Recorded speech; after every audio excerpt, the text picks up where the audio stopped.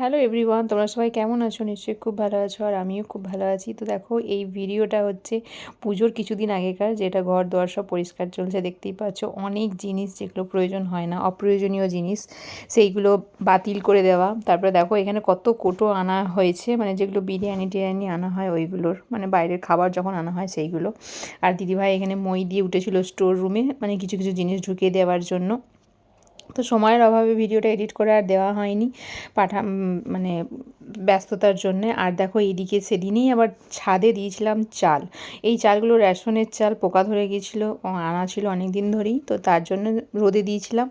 আর রোদে দিয়েছি একদিকে, আর দেখছি মেঘও প্রচুর পরিমাণে করে গেছে, তো তার জন্য তাড়াতাড়ি করে সবাই মিলে এসে চালগুলোকে গুটিয়ে পাটিয়ে তুলে নিলাম, কারণ বৃষ্টি শুরু হয়ে গেলে তখন চালগুলোকে আর বাগানো যাবে না। তো আমি এইদিকে কিছুটা চালছিলাম, আর মিষ্টু ছিল, অভ্র ছিল, দিদিভাই সবাই মিলে মানে হাতে পাতে কোনো রকমে করে তাড়াতাড়ি করে তুলে নিলাম। এটা যদিও পুজোর আগের ভিডিও, তো তোমরা প্লিজ একটু দেখো কষ্ট করে।